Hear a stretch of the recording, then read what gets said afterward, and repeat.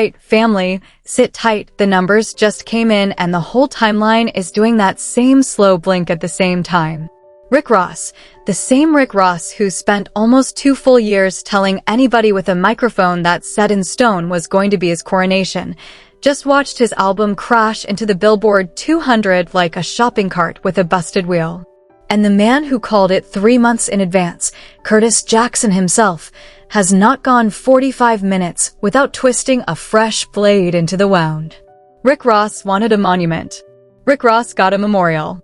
And you're about to see how a boss walked into his own funeral in slow motion on camera, with the rap internet holding the popcorn. I have gone through the numbers. I have gone through the posts. I have gone through the empty arena screenshots. And I promise you, by the time we finish, you will understand why this week is not just a bad album week for Rick Ross. This is the week the entire luxury rap era finally cracked open in public. Let me walk you through the paperwork, because the paperwork tells you everything the press releases will not. Set in Stone opened at number 39 on the Billboard 200 with roughly 19,000 equivalent units. 19 tracks. 14 features. And a caption from Curtis Jackson that has now been screenshotted more times than the album has been streamed. Do you understand what I just said?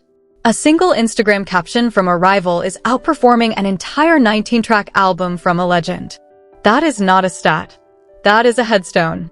And before anybody in the Rick Ross camp had time to spin the narrative, an unverified rumor started swirling that the first-day physical number was as low as 2,000 copies. Now, was that number ever officially confirmed? No. Did it need to be? Also no. Because a rumor with the right rhythm always outruns a fact with the wrong one, and this rumor had the kind of rhythm that turned into a meme before anybody could open a calculator. You feel me on this? Rick Ross did not stumble out of nowhere. Rick Ross announced this project like it was a state visit. He booked a global tour. He set up a car show. He ran a full podcast circuit. He greenlit press across 3 continents. He built the exact promotional machine that would normally, on autopilot, guarantee a top 10 debut. And still, when Monday morning arrived and the chart posted, the entire rap internet did that same collective double take. Because it was not just that Rick Ross missed. It was that Rick Ross missed while doing everything right on paper. That is not a bad week. That is a systems failure. That is the sound of an ecosystem quietly telling a veteran that the ecosystem no longer works the way he thinks it does. Right on cue, Curtis Jackson stepped into the frame because Curtis Jackson has been waiting 18 years for a week that looks exactly like this one. The first post went up before the ink dried on the Billboard chart. 20 features, under 10,000 sales, 1 crying laughing emoji, and a screenshot sharp enough to cut glass.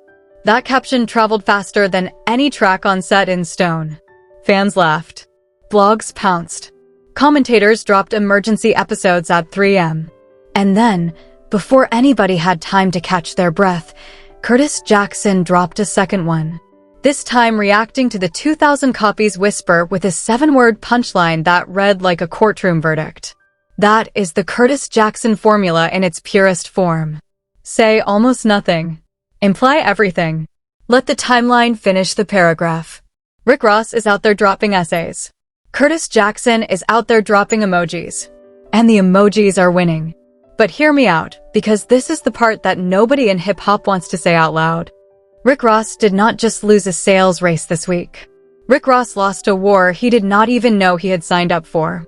And that war was not with Curtis Jackson. That war was with the architecture. The streaming architecture. The playlist architecture. The recommendation architecture. And that architecture, as several commentators have started to whisper across the last 7 days, has a very specific opinion about anybody who spent the last 18 months publicly antagonizing Drake. Whether you believe that framing or not, the pattern is impossible to ignore. Every artist who parked themselves on the opposite side of the Drake conflict has watched their numbers wobble. Every artist who leaned into anti-Drake shots has watched playlist placements disappear. Every artist who tried to ride the anti-Drake wave has, in one way or another, ended up sitting exactly where Rick Ross is right now, with empty seats in Miami and discount codes on tour tickets, refreshing Instagram at 3 a.m. to see what Curtis Jackson just posted next. And listen, the timeline never sleeps. Within hours of the sales chart dropping, screenshots of Rick Ross's Miami tour venue started making the rounds, and the picture was unforgivable. Row after row of green dots.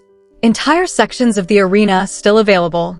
And then the piece that flipped mockery into full-on meme fuel, a buy one get 50% off deal that Rick Ross's team quietly pushed out to keep the show from looking like a ghost town on his own turf. Nobody was ready. Not fans, not critics, not even the podcast circuit that has been dining on this beef for a solid year. Rick Ross has been a lot of things in this business. A boss. A brand. A businessman. A brawler. What Rick Ross has never been in 20 years of running this game is a discount code rapper. And yet here we are, watching Rick Ross's own team slice tickets in half like the arena was running a Black Friday sale in a summer month. The mockery did not stay online. The mockery infected every podcast, every commentary channel, every microphone in the culture. Joe Budden's crew spent an entire episode dissecting the rollout. DJ Academics broke down the stream count on camera. Tony Yeo, still riding shotgun for Curtis Jackson 2 decades in, called the sales a self-inflicted wound. Uncle Murda folded the flop into his year-end rap before the year was even finished. And every single one of those commentators landed on the same conclusion in slightly different clothes. Rick Ross poked a bear the size of Drake, and now Rick Ross is paying a tax he cannot negotiate down. That is the loyalty tax era in one sentence. Cross a fan base that large, and the fan base does not argue with you. The fan base simply stops pressing play. And that silence, that streaming silence, is worth more than any diss track anybody could ever record. Now, Rick Ross is not built to sit quiet. Rick Ross does not do quiet. Rick Ross sat in front of a camera this week, leaned into the shot, and delivered the kind of speech that would sound majestic if the numbers behind it had a different shape. Rick Ross compared himself to Bosch, the Renaissance painter. Rick Ross said the value of art is not measured by a first week. Rick Ross said Set in Stone was made to live for generations. Rick Ross reminded everybody that while other rappers were doing 1 million first week, Rick Ross was doing 150,000. And yet Rick Ross is still standing here 20 years later, while most of those 1 million first week names are working corporate day jobs. That is a real point. That is a legitimate argument. And that is exactly why the timeline swallowed it whole. Because when the internet has already decided to laugh at you, dignity reads as denial, and philosophy reads as damage control. Rick Ross was not wrong. Rick Ross was just late. Rick Ross needed to make that speech before the numbers dropped. Now, look, some of Rick Ross's defenders, and there are still plenty of them, have pushed back on the whole flop narrative with a fair argument. Rick Ross has never been a first-week monster. Rick Ross has always played what veterans call the long game. Rick Ross earns his money from touring, from licensing, from Wingstop, from his car show, from real estate, from every business venture. He has quietly stacked brick by brick across 2 decades. A weak first week does not empty Rick Ross's bank account. A weak first week does not repossess the mansion. A weak first week is, in pure business math, a rounding error for a man who diversified as aggressively as Rick Ross has done. That argument is real. That argument is defensible. That argument is, unfortunately for Rick Ross, not the argument the culture is interested in having right now. The culture wants a body. The culture wants a punchline. The culture wants the fall it was promised the moment Rick Ross squared up against Drake and Curtis Jackson simultaneously. And here is where the story cracks wide open, because when the smoke clears, the sales chart is only the surface of what happened this week. The real story is what happened underneath the sales chart. Set in Stone is not just an album. Set in Stone is a stress test for the entire modern hip-hop machine. And the machine failed Rick Ross in ways that should terrify every veteran artist watching this from the sidelines with a project in the pipeline. Streaming platforms are no longer neutral referees. They are shaped by fan behavior, and fan behavior in 2026 is more tribal than it has been in decades. If you ride with Drake, you skip anything with a Rick Ross feature. If you ride with Rick Ross, you avoid anything that smells like a Drake cosign. If you ride with neither, the timeline drags you into a camp whether you asked to join or not. That is not conspiracy. That is not paranoia. That is the emotional infrastructure of the entire streaming economy right now, and Rick Ross walked into that infrastructure with a 19-track album that could not decide whether it was a comeback, a diss project, or a business flex. 19 tracks. 14 features. Read that again with me. 14 out of 19. Rick Ross's own album is about 75% guest verses, and that is being generous, because some of the technically Rick Ross solo cuts have hooks and bridges handled by other voices. What you are looking at is not an album in the classical sense. What you are looking at is a compilation project with Rick Ross on the cover. And Curtis Jackson smelled it from across the room the moment the tracklist leaked. That is the entire subtext of the 20 features under 10,000 sales caption. Curtis Jackson was not just clowning the numbers. Curtis Jackson was clowning the concept. Curtis Jackson was pointing straight at the wobbling stagecraft of a veteran who had to invite 14 guests to his own party and still could not sell tickets to the room. Nobody in this business studies public humiliation the way Curtis Jackson does. Curtis Jackson has been low-key studying Rick Ross since the Officer Ricky documents leaked. Since the baby mama drama. Since the Miami shootout. Since every stumble Rick Ross has ever had, Curtis Jackson has built a second career on Rick Ross's setbacks. So when Set in Stone finally cracked, Curtis Jackson did what Curtis Jackson always does. He did not attack the man. He attacked the moment. Curtis Jackson posted the screenshot. Curtis Jackson posted the caption. Curtis Jackson tagged nobody, quoted nobody, argued with nobody. He simply held up the mirror and let Rick Ross see the reflection in front of the entire timeline. The Rick Ross response, when it finally came, was the exact response Curtis Jackson wanted. Rick Ross went on Instagram. Rick Ross went on podcasts. Rick Ross went on stage. Rick Ross defended himself over and over. Rick Ross said the streams were still climbing. Rick Ross said the physicals were coming. Rick Ross said next week's chart would tell a different story. Rick Ross said the 20th anniversary tour was still on. Rick Ross said the money from touring, licensing, and business would dwarf whatever the album did. He said everything a boss is supposed to say. And every time Rick Ross opened his mouth, the caption from Curtis Jackson trended a little higher, because in modern hip-hop, if you have to explain the flop is already winning. Right on schedule, the timeline lit up with punchlines, screenshots, and side-eyes, and the comparisons started flying. Larry June, whose latest project dropped in the same window, reportedly outsold Set in Stone first week. That single sentence became a meme within hours. Rick Ross being outsold by an independent artist known for smooth, low-key deliveries is not just a chart story. Rick Ross being outsold by Larry June is a cultural pivot story. It signals that the modern listener is quietly walking away from the maximalist, features-heavy, luxury rap format that Rick Ross helped invent, and walking toward artists who arrive with less noise and more intention. That is a cultural shift, not a first-week fluke. And Rick Ross, sitting at number 39 on the Billboard 200, is watching that shift happen in real time from the wrong side of it. Now, whether that framing holds water or not, one thing is impossible to argue against. Rick Ross did not just lose a sales race this week. Rick Ross lost the narrative war he has been trying to control for the last 2 years. The moment Rick Ross stepped into the Drake conflict on the opposite side, Rick Ross wagered the loyalty of every listener who had ever pressed play on a Ross and Drake collaboration. That was millions of listeners. That was billions of streams. That was, in cold business terms, an audience the size of a mid-tier country. And Rick Ross bet all of it on the assumption that Drake was about to fall. Drake did not fall. Drake regrouped. Drake released Iceman. Drake kept the fan base intact. And now Rick Ross is standing on the losing side of a war he did not need to fight, holding a 19-track album that most of his former listeners refused to open. Cut back to the main road, because this is the part the mockery machine keeps skipping.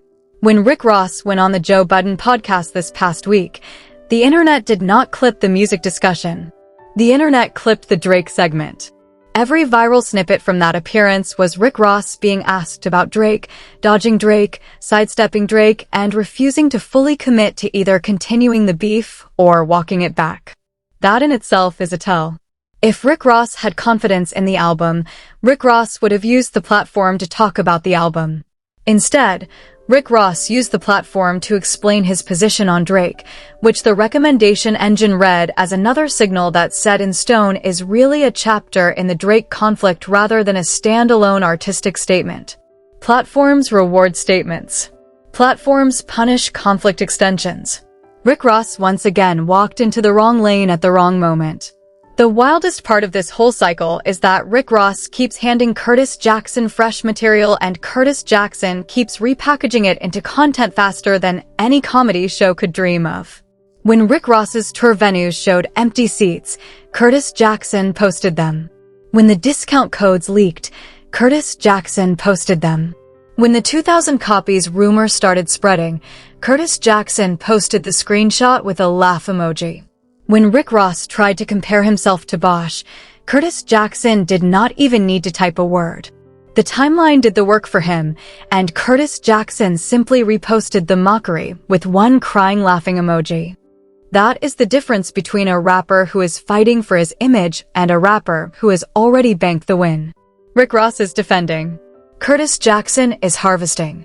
And every day this cycle drags on, Curtis Jackson's brand grows and Rick Ross's brand shrinks by the exact same margin. Now, none of this means Rick Ross is finished, and that is the honest part of this story nobody wants to admit.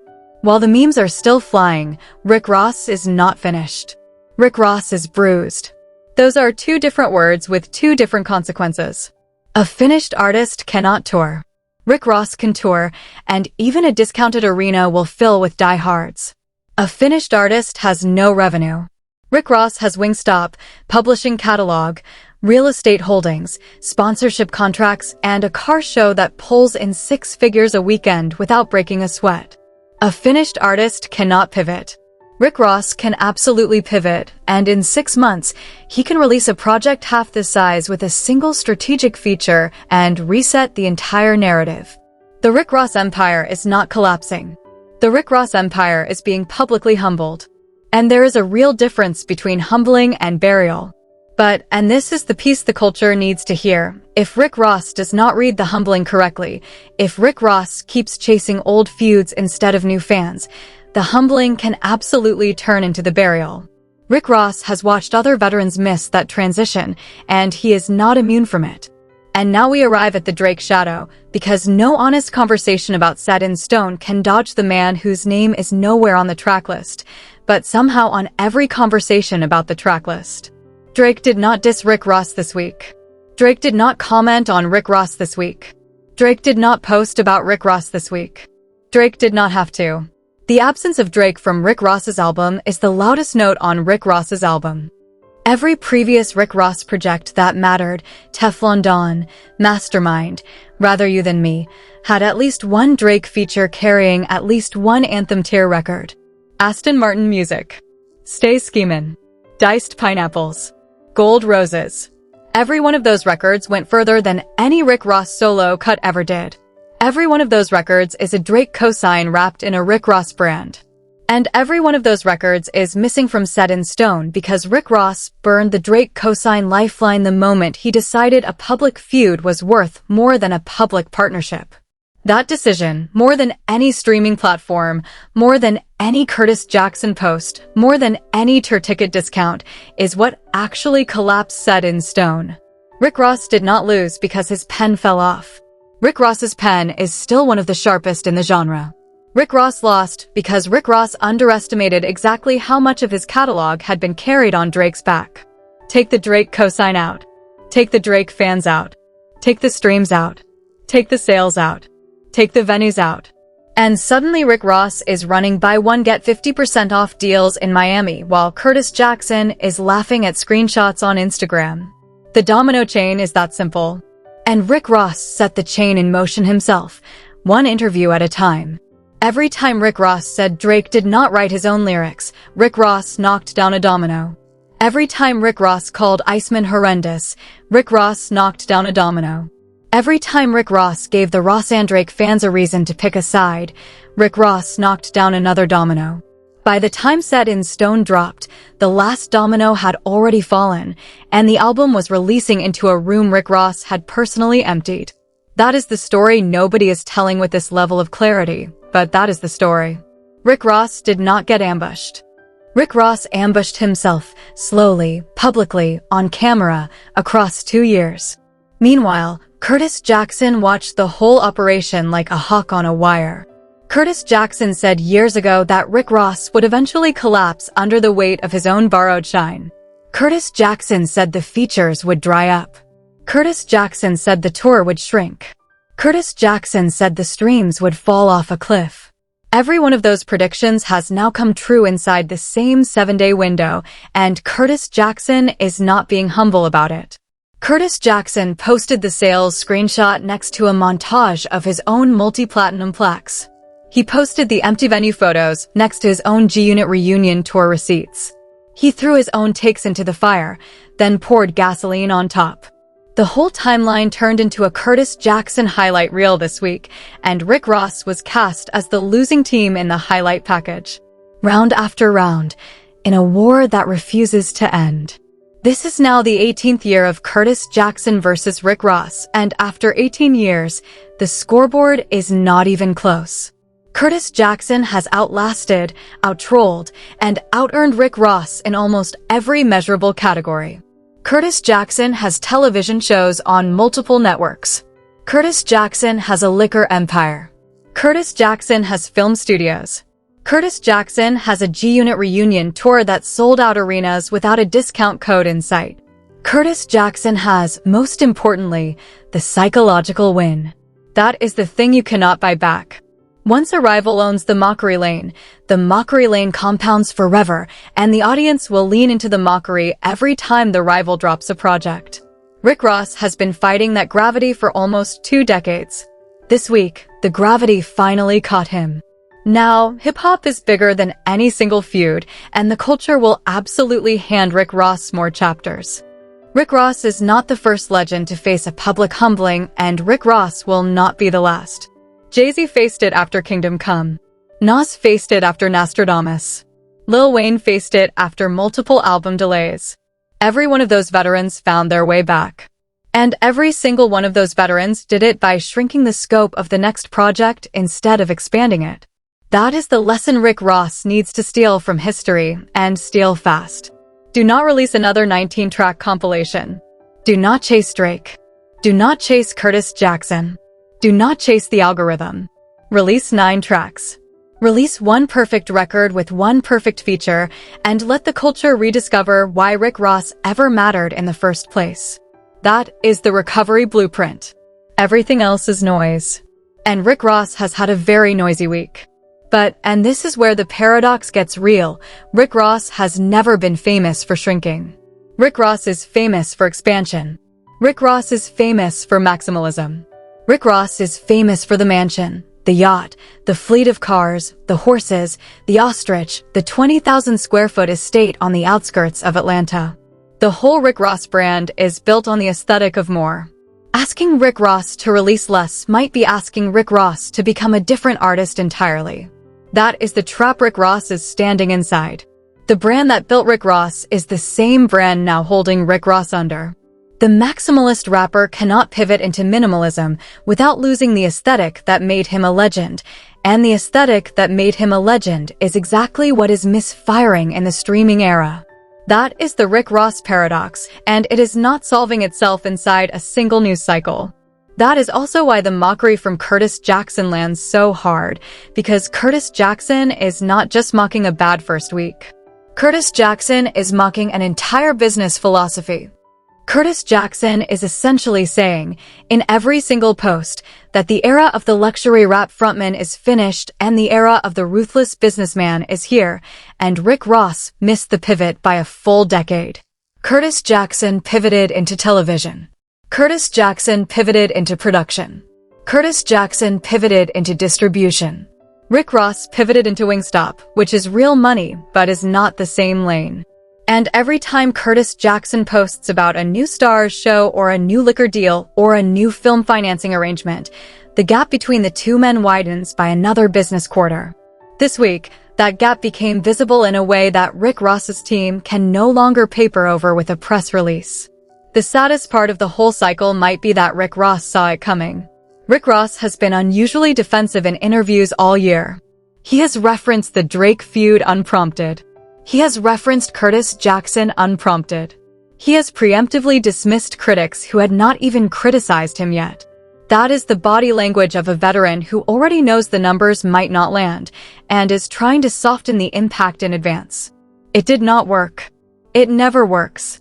The audience can smell the preemptive defense from 100 miles away, and the recommendation platform can smell it from further than that.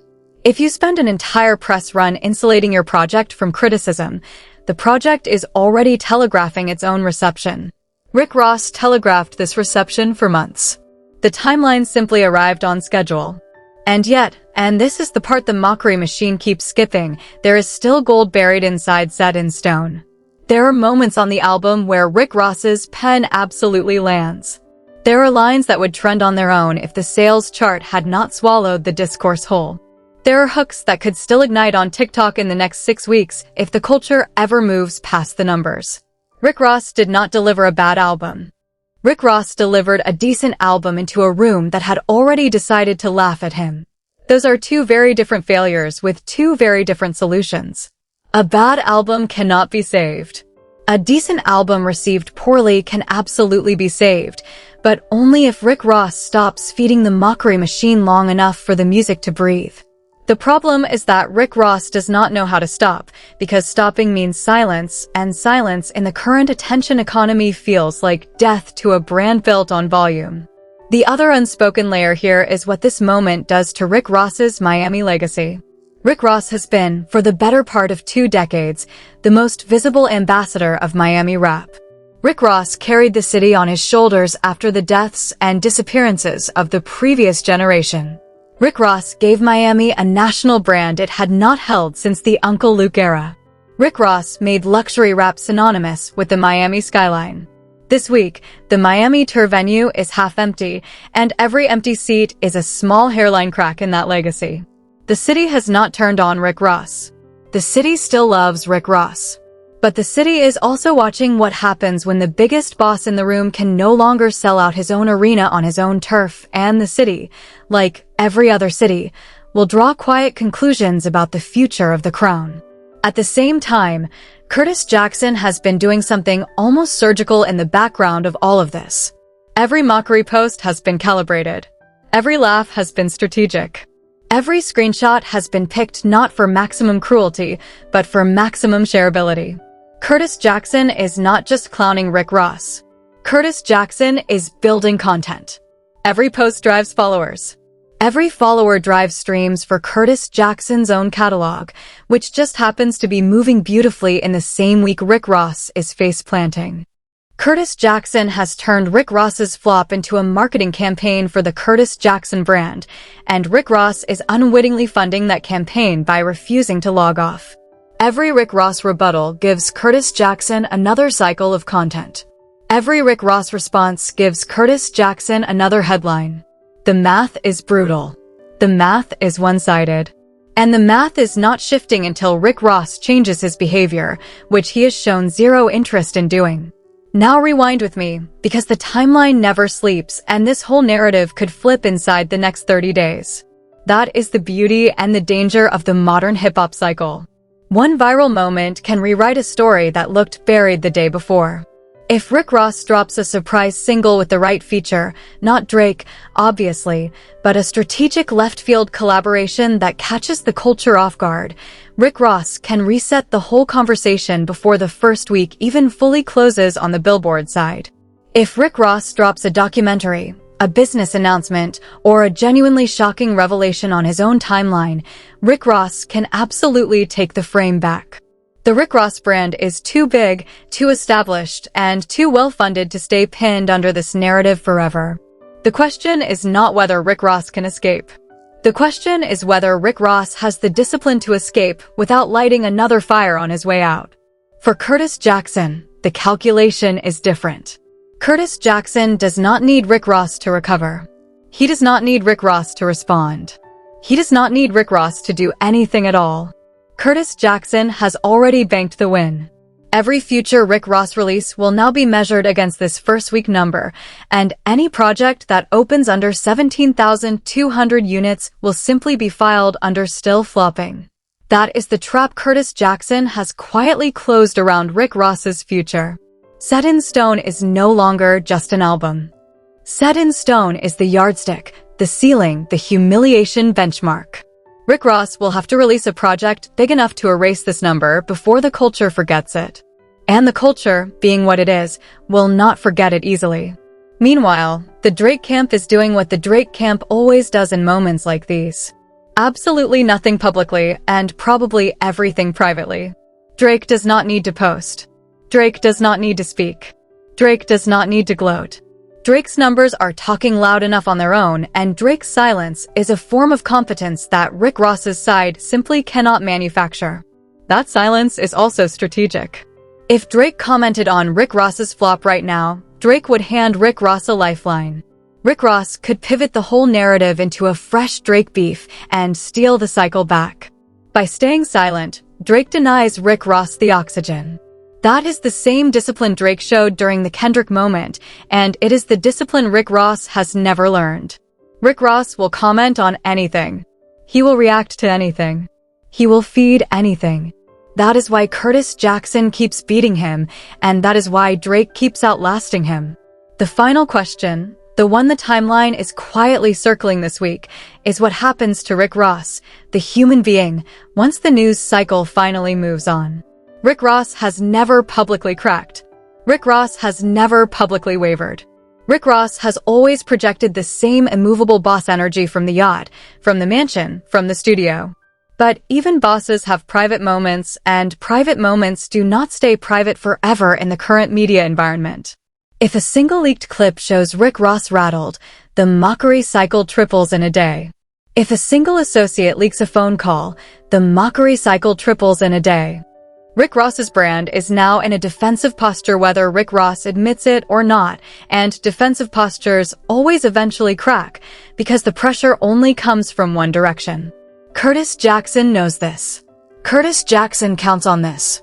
Curtis Jackson has been circling this exact moment for 18 years, and Curtis Jackson is not about to release the pressure now. When the smoke clears from this entire week, three things are undeniable.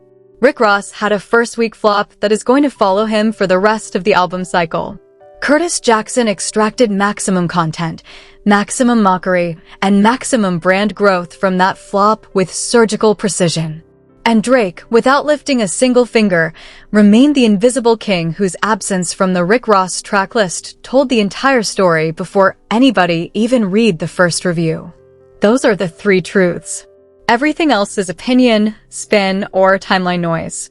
But those three truths, taken together, describe the exact shape of the modern hip-hop hierarchy right now, and Rick Ross is sitting on the wrong side of all three. So the real question for you, on the other side of the screen, is not whether Set in Stone was good or bad. The real question is whether Rick Ross can survive the next 30 days without adding another log to the fire. Do you think Rick Ross should log off, cancel the press run, and let the album breathe? Do you think Rick Ross should double down, drop a diss track, and turn Set in Stone into a full-scale war project? Or do you think this cycle is already too far gone, and Rick Ross should quietly pivot back to the business ventures that have been paying the real bills the whole time? Drop your take in the comments, because your answer to that question is going to define the next 12 months of Rick Ross's career, and the timeline is genuinely split on which direction he should move. Some fans want the boss to fight. Some fans want the boss to retreat. Some fans are already lighting candles for the empire. One thing is impossible to ignore. Curtis Jackson is not done. Curtis Jackson has more posts in the chamber. He has more screenshots in the reserve. He has an entire 18-year archive of ammunition, and Curtis Jackson has never, in all those years, missed a chance to reload when Rick Ross handed him the opening. Rick Ross handed Curtis Jackson a very big opening this week, and the next round of mockery is already loading in the background. Whether Rick Ross wants to acknowledge it or not, this feud is entering its most dangerous chapter yet, not because Curtis Jackson is angry, but because Curtis Jackson is entertained. And an entertained Curtis Jackson is the version of Curtis Jackson that has always done the most damage. This is the smiling assassin era of the beef.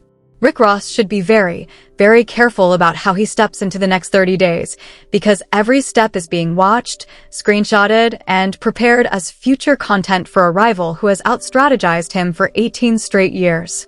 And yet, if there is one lesson this business has taught us over and over, it is that hip-hop reinvents itself faster than any other genre on the planet. Careers that looked buried have come back. Artists that looked finished have returned. Numbers that looked catastrophic have been erased by a single hit dropped at the right moment in the right room. Rick Ross has one shot to write that next chapter. The question is whether Rick Ross uses that shot on another Drake diss, or whether Rick Ross uses that shot on a real artistic reset. The culture is watching. Curtis Jackson is watching. Drake is watching. Every rival, every fan, every commentator, and every recommendation engine is now watching his next move more closely than they have in a decade. That is the only silver lining hidden inside this whole disaster. Rick Ross finally has the culture's full attention again. What Rick Ross does with that attention is going to determine everything. 20 years of legacy is on the table, and the next move is not optional. Rick Ross has to swing, and Rick Ross has to swing correctly.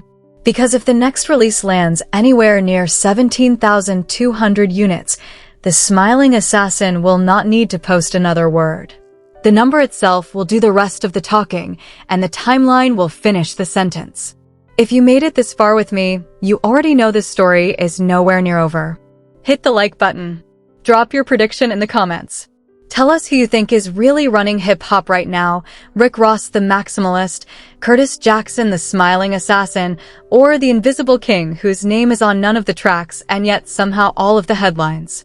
Subscribe so you catch every twist the moment it drops, because the next chapter is already loading, and when it lands, you are going to want to be here for it.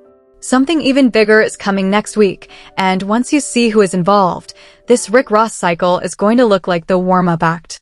That's the read. That's the read. That's the whole read. Talk to y'all later. Bye.